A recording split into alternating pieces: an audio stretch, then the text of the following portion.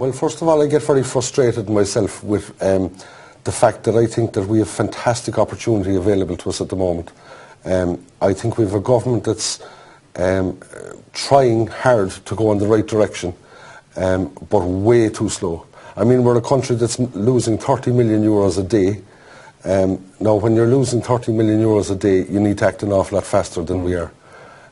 So I suppose at the end of this programme, I'd like to come up with an alternative way of the way that we elect our politicians that might be a lot more fair, a lot more efficient, and progresses in a much better way. But I do think we have fantastic opportunity if we only grasp it, but we have to be fast. And what frustrates me is the messing that's going on around. We don't seem to have politicians that have balls to grab the thing, as it is. I suppose a lot of people looking on, you know, in terms of Ireland's situation and where we are at the moment, you know, you've got the IMF, the ECB, you know, the Troika, as it were, running what looks like they're running the country. I suppose, what do you think of our place in Europe and where we're at? One side of me says that thanks be to Jesus we have the IMF and the ECB, because the crowd we have couldn't run, I don't know, a creche. But on the other side of it, though, I do think that we need to be able to stand up to the ECB and the IMF. I think we do have alternatives. A lot of people are thinking at the moment that we don't have alternatives, but there are other alternatives. We do need to have a plan B, and we do need to be able to stand on our own and believe in ourselves. The Irish people must believe in themselves that we can stand on our own should we need to. Now, that doesn't mean that we shouldn't work with Europe. I believe we should stay in the Euro. I believe we should stay in the European Union, but to a point.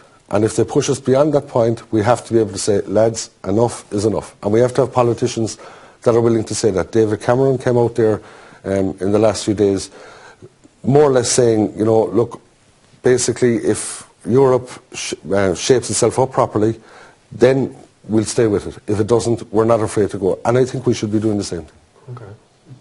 I suppose looking to turn back to the economy a little bit here. Really, in terms of Ireland's got a high unemployment rate at the moment, not the highest in Europe, thank goodness, not a Greece or a Portugal yet. But in terms of the solution to that high unemployment rate, Barry, what do you think about that? Well, first of all, when you say, not in comparison to Greece or Spain. Not yet, anyway. That's, to me, reminds me of, the fellow that's walking around with two arms missing. And there's somebody else there, who has two arms and a leg missing, and said, geez, thanks, but I got him not as bad as him. Do you know what I mean? Yeah. So, who do you compare yourself to? We have a figure that's brought out of 400,000 unemployed. That's not accurate, if you want to look at it in real terms, right? In the year 2000, we had 50,000 less civil servants than we have now. Now, from 2000 to 2013, where we are now, you think about it, with the advances in technology, it's 50,000 less we should have than we had in 2000 because of efficiencies due to technology.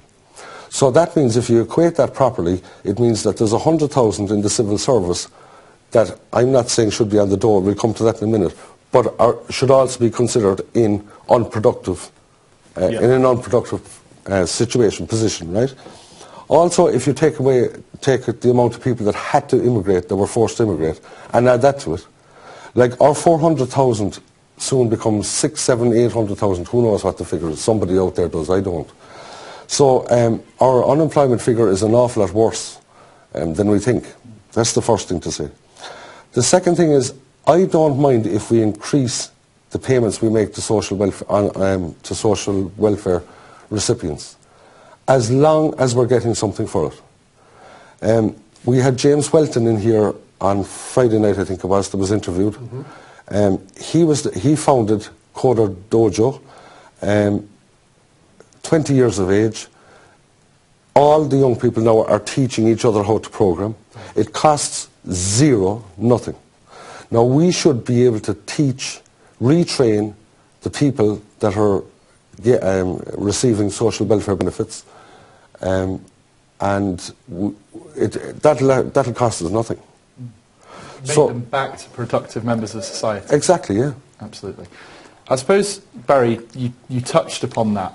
You touched upon this within your answer there about the civil servants. In terms of our, let's talk about in terms of our civil servants that we have now, in terms of the civil servants that Ireland has at the moment, regardless of any cuts, regardless of any solutions that you might think.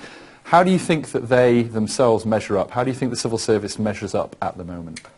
We have a couple of problems in the civil service, and a lot of them are not the problems of the civil servants themselves. They're the problem with the system that they've been operating in. Again, I just go back to this thing. I think that, we need to retrain these people. We should be in a position where we can bring in systems, IT systems, that are good enough to sell and export to other countries. We should be concentrating on retraining these people and keeping them on their salaries. There's no point in saying that we need to get rid of 50,000 civil servants, paying them a big lash of money to go out to get rid of them, and then paying them on the dole as well. That's not the way to go. The way to go is to get these people, sit down and say, look, here's 10 industries that need 10 specific skills. Let's get these people retrained while they're on salary, and then they move into the private sector. Not just throw them out in the street. That's not the way to go. Some of them apparently would refuse to move with the system if it moved that way. That's right, yeah. We can't be afraid of strikes, lads. You know, if there's going to be a strike, let there be a strike. We'll do the best we can. We need all to pull together, and we just shouldn't be afraid of strikes. It's sort of it's working for the greater good there, and it's also, I suppose, you're saying that really you want to get Ireland's unique point is that we get the right people in the right jobs and quickly. Exactly. Yeah. Exactly. I suppose looking at some of the departments then, you know, if you were to go through the government in terms of how the systems are set up at the moment, education is always one that interests a lot of people. What's your take on the Department of Education? What are they doing wrong? In my opinion, a basic degree in education should be a part of the secondary system, not the university system. Okay. A university should be for master's students and PhD students. Sorry. So you're kind of leaning towards, we'll say, as opposed to doing the Leaving Cert at age 17 or 18, that some of the system may be set up in such a way that when you finish, maybe a bit older, maybe at 19, that you'd have a degree. Correct. Okay. That's the way to go. There'll be more hours, less. It would cost an awful lot less, and at that point, then they should move into a university if they want to do a master's or a PhD. And we get an awful lot more students through the system for an awful lot less money. So we'd have a much better educated workforce. Exactly. Exactly. Okay. That's the way I see it. I suppose moving on to another system that always gets a lot of criticism, and probably rightly so, is the setup of the tax system at the moment. Do you have solutions in terms of how that maybe should be changed around, or? Well, look, our 12.5% corporation tax, I don't see anything wrong with it. I think it's a good thing that we have that system. It attracts a lot of foreign investment to the country. It does. Without it as well, we'd be. It does. But where personal tax is concerned, I think we're measuring it wrong. The high rate in Ireland, I think, is about 48% or something like that. Look, let's look at a fellow that has a business that makes 20 million. Okay. Supposing that he reinvests 15 million of that into industry in this country that creates employment, and he decides he wants to put the other 5 million into his pocket, how much tax do you think he should pay on that 5 million? I suppose, yeah, you'd have to weigh up what he's contributing back to society, I imagine, is what you're getting at. What I'm getting at is, or maybe 15 million, 17 million. If a company makes 20 million, and that man decides, out of pride in being Irish and whatever, that he's going to put, he comes up with more creative ideas, and he's going to pump 15, 17 million back in. How much tax should he pay on the rest? My conclusion would be 0. Okay. Now, the fella, on the other hand, that makes 20 million and creates nothing, only stuffs it in his pocket and leaves it sitting there, or doesn't use that money for the benefit of society itself, 48% is way too low. Okay, so tax those that aren't, you know, benefiting the society in general and hiring more people. Correct. Create. Okay. If you reinvest the money into the country, you should be allowed to take that. Look, kind of like an incentive to exactly, to generate more jobs. You'd call it a philanthropy bonus. You know, basically, if you're willing to put something back in, you get a bonus for it. You get benefit as a person, yeah, on your personal tax. Okay, not a bad idea there. Just to say to the people who are watching that if you do have tweets and you are sort of texting in and the like, we will come to those at the end of the programme. We will go back and have a look at those. Moving on to our next one, I think this is a topic, I suppose, Barry, that's quite close to your heart, knowing you quite well now. What do you think about the foreign business policies that this country has? Because I know you've done a lot of business abroad in your past, and I think this is one that you could come in on quite strongly. Yeah. Can I just go back just a second to the tax thing for 1 minute? The other problem is you have the revenue themselves, the people working in the revenue system. Over the last 10, 15 years, through the Celtic Tiger years, we had only 1 year Ireland as a company made some few shillings, and it was only a few shillings despite all the tax that was taken in. Now, can you imagine how demoralised the people working in the revenue were? Going out there chasing tax and watching it being wasted time after billions and billions and billions of euros being wasted. I mean, they were completely demoralised as well. You know, when you ask about business and foreign investment coming into the country, the first thing I would do if I had anything to do with it is completely scrap the IDA.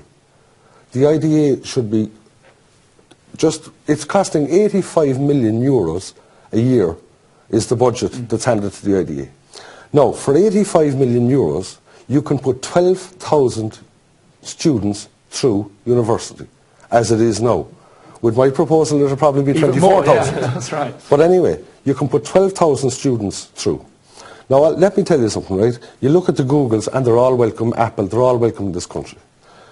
They have a 12.5% tax rate, corporation tax. They have an English-speaking country, highly educated workforce, and at the same time we feel it necessary to go and give companies coming in more money just to come in.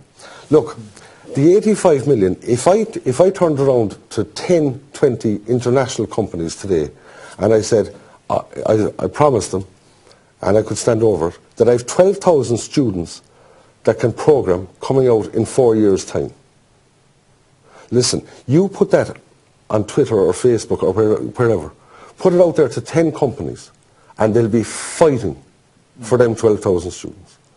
If you have the workforce that are educated, you will get the business with a 12.5% corporation tax. The idea is they're wasting money there. They're trying to sell something that you don't need to sell. They're exactly. It. And that 85 million would support 12,000 students through university.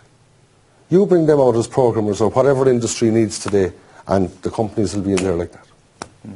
It's a very, very good way of looking at it, certainly. I'm going to ask you a question that's sort of going to move us on a little bit to something that is really at the heart of a lot of people in Ireland at the moment, and that is property. Barry, what are your views on the property market as it is now? Because, as I say, it's very close to a lot of people's hearts at the moment. Let me ask you another question. Go ahead. Why do you think it's close to people's hearts? I think it's close to people's hearts because so many people at the moment are tied up with their property for one reason or another. Either their mortgage is in arrears, they can't sell the house, they can't move up the ladder, or they can't get onto the ladder in the first place. So property is such a big thing for people, and it was made into such a big thing, obviously, through the boom years. So I think people are wondering what's going to happen with the property market. Is it going to get any better? Where is it going to go in the future? I think people are really interested. They're keen because a lot of people in this country have a lot of money tied up in property. Yeah. My own opinion, the further down property goes in value, the better. We can't drive it down enough.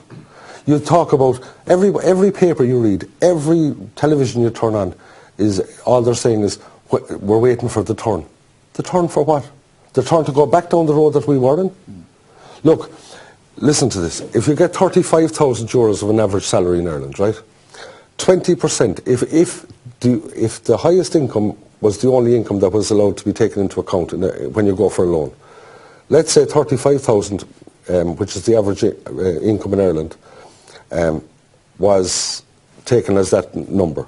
20% of that would give you €7,000 a year to pay a mortgage. Right. On €7,000 a year, you would be able to borrow approximately 125,000. And that's the measure we should be at. That you can only get 20% of the highest income in the household, right? Not the combined, but one. If you want a house bigger or better than that, you pay the balance in cash. So it's living within your means, Look, really. what is important is quality of life. Disposable income makes quality of life. If we all start competing against each other to buy houses again, we're going straight back down the same road. As far as I'm concerned, property needs to drop another 20% and should. And it should be left there. And if we bring in controls like that, then if you want to go in and you buy a house for €1 million, you buy whatever, you pay for it in cash. Beyond the point of 20% of one income in the house. So do you think it's a case of, if that was the way it was during the Celtic Tiger years, we mightn't be in as big of a mess as we are right now? No, we would be in nowhere near the mess that we are in now. Okay. Nowhere even close to it had that been brought in 10, 15 years ago. As a matter of fact, I don't think the word mess would come into it at all. We'd be flying had that been introduced 15 years ago. Look, we've had Fine Gael, Fianna Fáil, Labour in government between the three of them. Okay, with a bit of the PDs and the Greens. That's what we've been left to choose from.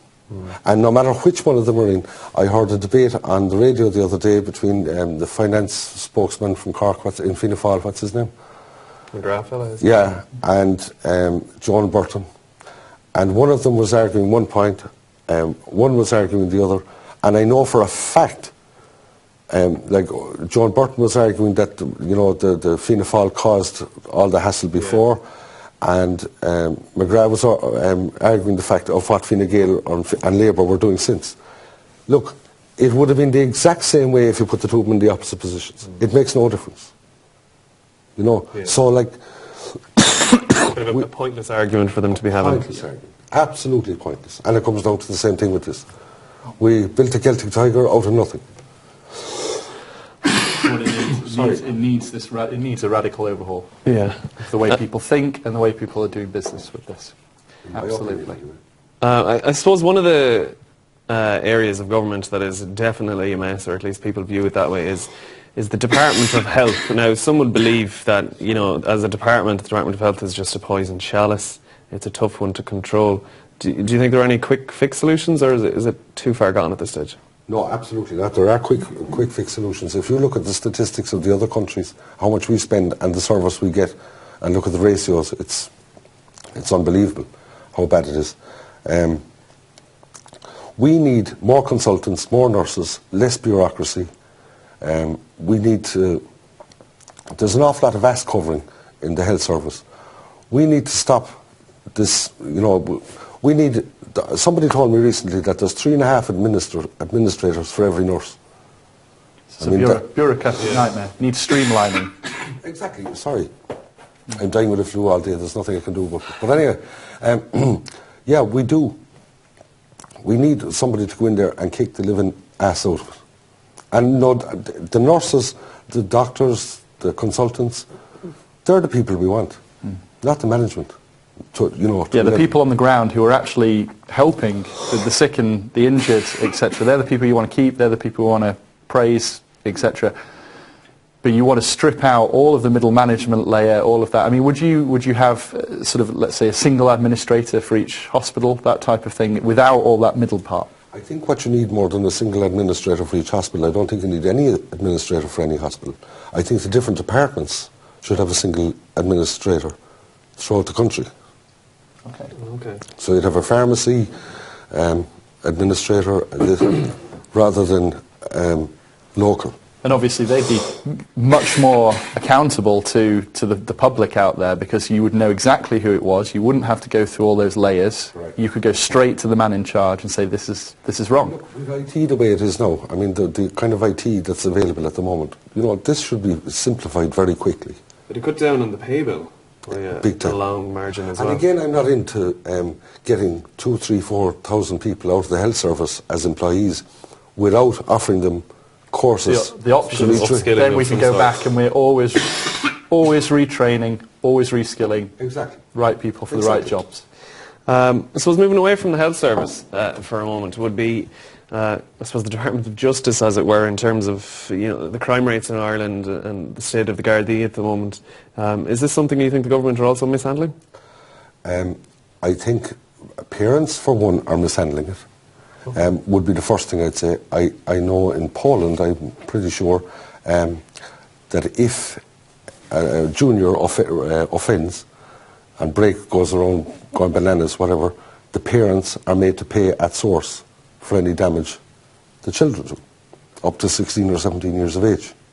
So it kind of ensures that the parents are keeping an eye on what their children are at, as opposed to letting them run free in the streets. Exactly, or they take responsibility. Yeah. We've 8,500 soldiers in the Irish Army. Now, apart from some peacekeeping missions, I don't know, is there any one country, if they attacked Ireland, that those 8,500 soldiers could keep out? So you don't think our army is adequate enough, or is it just that it's kind of pointless to There's no point in having one, apart from the fact of for our own internal security and for peacekeeping missions. And, they do bank runs and things like that.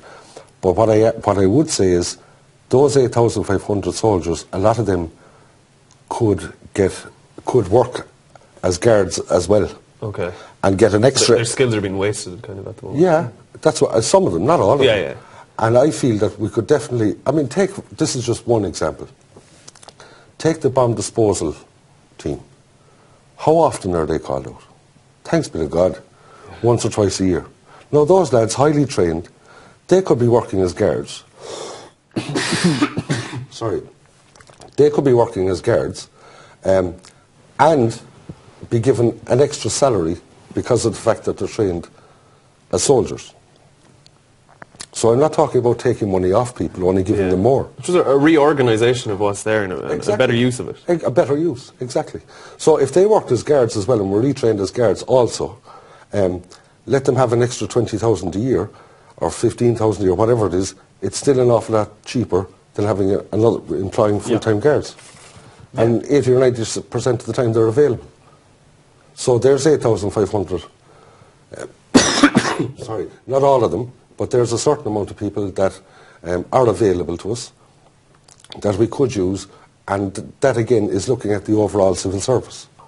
The guards themselves, sorry, I don't think that the guards themselves should be, if they're not, promoted by the time they're 40 years of age, I think they should be retrained into something else.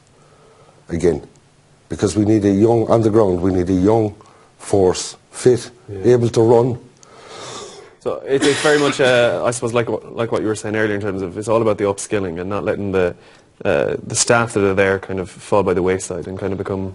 Look, this isn't like the 80s recession again, as I said. This is different. We're not... Don't mind what we're doing, and you can say the Guard is doing this, the soldiers doing that. We must look outside of Ireland, and we have to look and we have to say, look, to be competitive, these are the things we need to do. But even in doing them, we'll all feel an awful lot better. We'll feel more productive. We won't have to work any harder. Like if you're going from a civil service post to a training post without losing your salary, you'll feel better for yourself. And we're not working any harder, we're just reorganising ourselves better. Something I want to touch on in a minute or two is the whole situation with Danny Healy-Rae and his proposition. But before we get to that, I meant to ask you, I'd be interested to hear your thoughts on this in terms of how you think the whole Savita Halappanavar issue was dealt with in the last couple of months. It was an absolute disgrace to be Irish. An insult to be Irish is all you could say about that. I mean, look, And then, of course, the whole abortion thing raises its head on something where it shouldn't have. God rest her soul and her family are having to deal with this. I mean, this is an absolute nothing short of a disgrace. We're on about abortion. Let the people that want to agree with abortion have abortions. Let the people that don't. Let the gay people get married. What difference does it make? I suppose, as a lot of people would say, and I It's suppose a distraction from reality. Yeah. If you're gay, go and get married. If you're bisexual, live your life. If you're what difference does that make to the person next How door? does it affect them? None. And that's how much busybodies they are that they, you know. Yeah, so people are just kind of stuck in their ways in terms of where Ireland was, and now we just need to progress and just You need move to on. live a more live and let live attitude. Yeah. Of course. In attitudes like that, what difference does it make to you who I sleep with or what sex they are, you know? Yeah. Or why should it? I suppose another recent story that caught people's attention all around the country, and there was varying opinions on it, was Kerry County Council voting for the introduction of drink driving permits. Danny Healy-Rae, of course, who joined us last week, was speaking about it as well. Do you think it's a good idea? Should it be introduced? Should people be allowed to have 2 or 3 pints and then be allowed to drive home? Well, I don't know, Noel, but I liked your idea of having, instead of an L sticker on the back of the car, you'd have a picture of a pint. Pint glass. Yeah, that was good. Oh, I just thought, he was hinting at the idea of there be some sort of L plate type image in the back of the car to indicate you had been drinking. So, I mean, pint glass would be an easy one. And maybe a blue light on the roof. Yeah. Anyway, listen, this is a much more deep thing than Danny Healy-Rae's permit and all the rest of it. Our culture in Ireland over the last 10 years with the do-gooders of society has been absolutely destroyed. I was recently speaking to a tourist who travelled the whole way from Dublin to Cork, the coast road, over the space of a few days, found no pub with music and very few pubs with any customers. Now our music and our customers and our characters in our pubs were what people came to Ireland for. That's what we're famed for. They did more good than Bord Fáilte could ever possibly do with millions. And we've destroyed it. Absolutely destroyed it. One solution that I would have would be that we take €1 and we put €1 onto the price of alcohol inside an off licence. Tax-wise now. And we take the same euro off the price of a unit of alcohol in the pub. So you get the loss in customers in the pub at the moment, balance it out with Would you also, increased sales and I suppose, would you extend that to the supermarkets as well, with their cheap price deals? But that's what I mean by off licence. Yeah. That's an off licence. Anywhere that's selling drink. Okay. Now you do 2 things by doing that. You make people go back to the pub. Not you make people. People will go back to the pub where they always socialised, which was a good thing in Ireland. People loved it. They came over for it. The publican will have enough money to pay a musician. The crack starts, the flow starts again, and as it should. That's one thing. The second thing that will happen if you do that is when you put a pallet of Budweiser in a supermarket and people grab it, there's no employment in it. If people are serving drink inside in pubs, there's employment. Okay. It makes absolutely no sense why we wouldn't do that. And people, you could be cynical and you could say, there's a reason for this. Maybe the government wanted everybody to stay at home because in the pub they were all talking together and they share ideas. Some sort of revolution could start in the pub. Whereas now we'll isolate them, we'll put them all. No, I'm not saying that I'm that cynical, but it's not. There'll be a few who agree with you on that one, I think. So, we all went to the pub, we all had a few pints, and we all chatted about the game of the day or the price of, as Danny Healy-Rae said, the price of cattle in the market, whatever it was. And that's good, we need that, Now, you may think that alcohol consumption levels have dropped since all these rules came in and regulations and whatever. 3.5% it has risen since all this came in. The amount of alcohol consumed by Irish people. Well, I think what Danny Healy-Rae was hinting at was it was a case of, people were drinking, as he put it, unregulated at home. So they were actually, they were going into their off licence, buying their, a bottle of whiskey or whatever it may be, and then just going home and drinking it all at home. Yeah. And he's right. He's right on that account. Now, as to how, his driving permit is going to work out or how you enforce that or regulate it, that's another story. Yeah. But, look, he was making the point, I saw the programme, he was making the point that, you shouldn't even be allowed to drive from village to village with drink. It's only the fella that's living up a Byrne with grass in the middle of it, kind of a thing. Now look, I mean, there's a bit of common sense has to come in here to play from the local cop's point of view too, do you know what I mean? Yeah. And you can't regulate for that. Like, there just has to be a bit of cop on. Yeah. You know. Certainly an uphill battle for Kerry County Council anyway. It's an interesting one. I'm sort of going to bring it back to what we're really doing here now, Barry, as the CEO of FEC TV and this new media platform that you've created along with the rest of us here. In terms of this, what's your general opinion of the Irish media at the moment? What's your opinion of them? Look, how do you think it is? The media in Ireland is controlled by Dennis O'Brien through different companies, RTE and the Crosbys. I don't know the exact figure, but I'd imagine it is 80-85% of the control of Irish media is in the three of those hands. RTE are owned by the government. If you watched on budget night, Enda Kenny was interviewed in the 9 o'clock news by Eileen Dunn. She asked two questions that were, you could tell, were pre-set, and he waffled on with his answers for 3 minutes apiece, without any interference, without any objections, nothing. And that was the end of that. Yeah, he said thank you very much and walked away. Dennis O'Brien, we all know about Dennis O'Brien and Michael Lowry and all the rest of it, and I could go on about that forever. And then you have the Crosby situation. Not that I'm saying there's any situation there, but that the media is controlled by the three of those in general. They have some great journalists, some fantastic presenters, of which a few of them have presented themselves here, looking for a bit of work because they like the freedom and whatever. Don't worry, RTE, Pat Kenny wasn't here. Relax.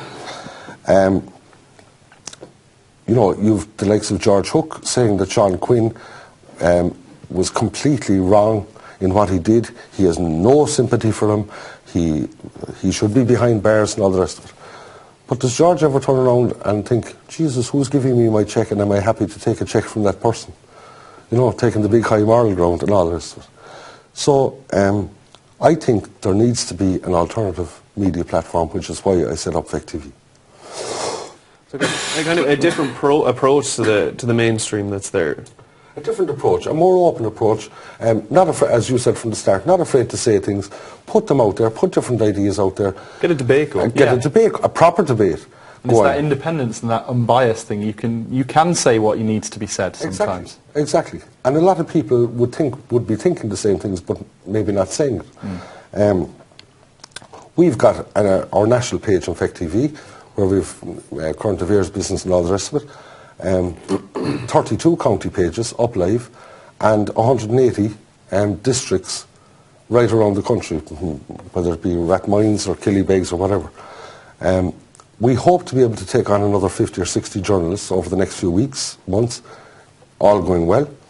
And we do need the people of Ireland to get behind us. We are looking for 180 representatives to represent us on the ground on a part-time basis right around the country. And if you have any interest in helping out and lifting this new media platform, contact Jill at fectv.com and she'll give you plenty more information. But the most important thing is that we put something else up there that's alternative. And that we can take on these people and we're not afraid to take them on. And so be it. That's the way it should be. It's badly needed. A different voice for the people of Ireland. Exactly. I suppose, you know, we've covered a variant of topics tonight, so I suppose on that note, how would you see Ireland's future? What direction do you think it's headed in overall? I think the first thing we have to do in Ireland, which is where I started, was that we're moving way too slow for the opportunity that's there. And the first thing we need to do is change the way we elect our politicians, in my opinion. I think I did a rough calculation that we're spending 53 million euros a year on our politicians' salaries. Okay? Now, for 53 million euros a year, we could elect 1,000 local politicians at 53,000 euros a year each. Okay. Which would be a far better way than having 150 TDs in the Dáil. Be more reflective of the population at large. Exactly. But more importantly, if they weren't aligned to any party, if there was no party, it would mean that the 1,000 people that were elected, common sense would prevail. And that's what it's all about, common sense. Nobody could get at a party and say, we want you to vote this way, no commercial interest or whatever. No party leader can turn around and say, I want you to vote this way, and you have to. Whereas now in Fine Gael are putting forward a motion, the whole lot of them follow, maybe 80% of them don't agree with it, but they have to vote with it, or else they're 1,000 independent politicians, 53,000 euros a year, and common sense will prevail. That's the way that I'd like to go with it. Okay. Then you say to yourself, well, what about our ministers and our Taoiseach? As far as I'm concerned, they should be recruited. We should recruit for ministers for this, that, and the other, as jobs. And those 1,000 people should have the vote on out of the recruitment process of who gets it. So you'd be able to hire people then with more experience in the respective fields, as opposed to, we'll say, a retired school teacher. Or By the way, I also believe that the 12 ministers, or whatever it is, in the cabinet at the moment, and the calibre that we need, I think they should be on €500,000 a year, and the Taoiseach should be on €2 million a year with no pensions. Oh, with no pensions, so Yeah, they'd have so to no just pensions. mind their own. A private Look after pension your own thing, setup. there's a contract, that's it. And those 1,000 people have the right to vote you out at any time. Okay. So there's no length of term. Correct. Well, there might be a finishing line, but not a starting. Yeah. Or not a, you know what I mean. Yeah, you can go any time before then. I You suppose can be made to go any time Yeah. before then. Yeah. looking at the reaction on Twitter, Barry, as you'd guess, mixed reaction. Some people agreeing, some people not. One tweeter said, how can you welcome the IMF? Our country's been sold and plundered like a Central American banana republic. But at the same time, you were saying if the IMF weren't here at the moment, Would it be in would a worse actually be even worse situation. situation than that. Also, Mosef has said, how can you sit there and hope property prices decrease Can I do something and very so many are in Yeah, of negative course. equity? I just need to get another cup of water. Will you chat? You can, go yeah, through no them problem for at 1 all. second, thanks. Noel Byrne has been on as well. He said, while I agree with cutting bureaucracy in the health service, in reality, the unions are too strong.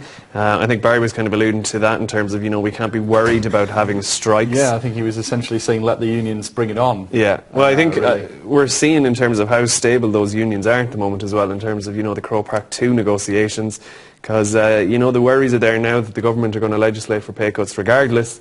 So, obviously that they're just trying to defend the pay of their union members. Sully's been on as well. He said, more politicians aren't the answer.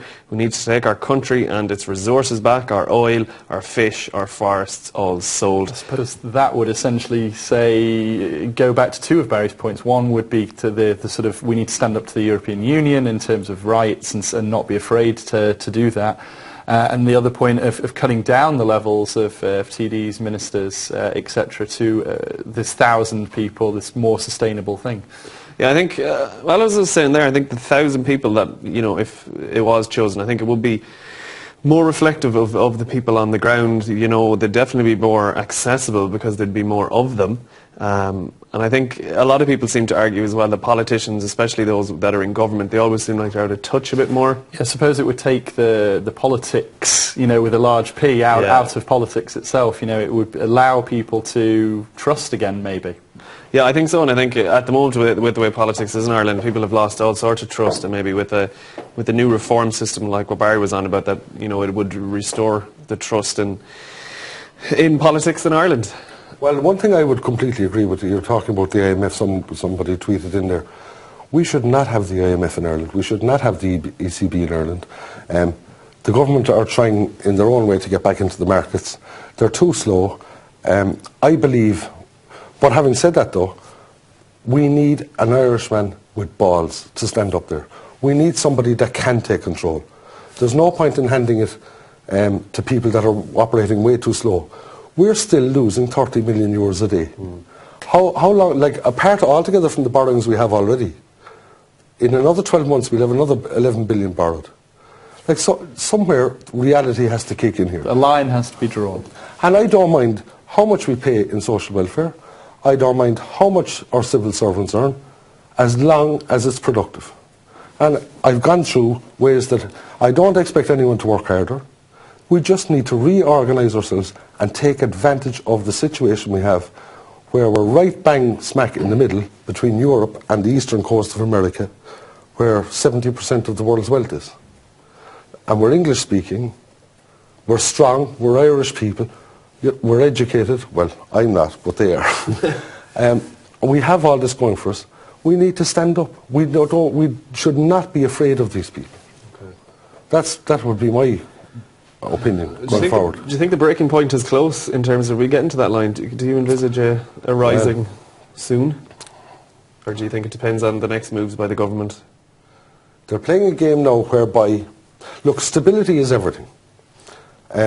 If we came along, you look at it, right? If we went along and we said, right, we're going to educate the 400,000 unemployed to suit industry trends over the next 4 years. The civil service we're going to cut by whatever, but we're going to give them their salary. They're going somewhere else. They're going somewhere else. And we're going to do this, that and the other, and this is how we see our way of getting out. You keep your stability. You keep your stability. Not only do you keep your stability, you strengthen it, exactly. Because then you would have 80 or 90% of the population of Ireland happy to go in the same direction. Whereas now it's all like this, and so it should be like this for where we are. And it's not only 80-90% of the population in work, it's in the right work. Yeah, and the other thing I'd say is, the Irish government, whichever government is there, should not take responsibility for all the people. What I mean by that is, if we need to change people's skill sets, if we need to put them on courses and pay for it, whatever, even if we're losing, instead of 30 million a day, we're losing 40 million a day for a period of time, once we can see an end to it. The people that don't want to go onto those courses and refuse to do things that will progress the whole country, let them be. Don't give them any social welfare. The people that don't want to participate and help to push this boat across the ocean, for the want of a better way of putting it, let them be. You've got to be flexible. Everyone needs to weigh in and do their bit. Exactly. And if you don't weigh in, you don't get the benefits of the health system, etc., or the social welfare system.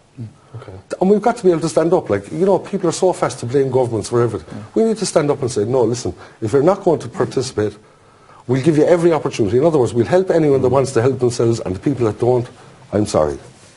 Now, that doesn't mean the people that don't have issues as well, and we need to encourage them to try and bring them with it. But if they're stubborn enough and they don't want to... It's not being afraid to make the hard decisions when they have to be made. Exactly. Now, then you look at the disability, the disabled in the country. I mean, we should not be taking a cent off them ever. It's one thing for somebody that can work and won't work, but somebody that's disabled. I mean, 2 cases I'll give you that I heard in the last few days, right? Well, in the last few weeks. One, a very good friend of mine, whose sister, who's also a very good friend of mine, is Down syndrome. She was invited into the health service to be reassessed at 40 years of age. Like, in case she got a cure for Down syndrome. I mean, in the name of God, you know what I mean? Another situation I heard of the other day, a 90-year-old woman inside in a home, getting her pension, whatever, 80% of it was being taken back by the state to pay for her accommodation, which is right. I don't have any issue with that, to pay for her accommodation in the home. Then gets a letter, 90 years of age, to say that she was overpaid by €8 a week for the last 18 months, because within her pension there was a living alone allowance. And because she moved into the home, she wasn't entitled to the living alone allowance of €8 a week, of which 80% of that was going back to the state anyway. So we're talking about €1.50 or something. And here's this 90-year-old woman looking at this letter saying, I owe €500 or €600, whatever it was. 2 weeks later, she was dead. I mean, in the name of divine God, how, this is bureaucracy gone absolutely bananas, They're just scraping the barrel for all the money. That's where you're bringing back the common sense. Common sense. We've got to stand up. The ordinary people in every corner of the country, the small businesses, the farmers, the employees, the civil servants, most people know this, But we've got to stand up and we've got to find... And the only way we're going to do that is by electing our politicians as independents. And forget about this Fine Gael, Fianna Fáil, Labour, and all the rest of it. Okay, well, I think on that note, it'll be a good time to end the show. Thanks a million for watching, Barry. Thanks a million for talking to us this evening. It's certainly an interesting debate, and it can continue online as well, because you can check out Murphy's page on fectv.com. Barry's thoughts and opinions are all on there, and as well, as always, we welcome your thoughts and opinions, whatever they may be. So do feel free to check out fectv.com. Thanks a million for watching. We're back again tomorrow, as always, on fectv.com.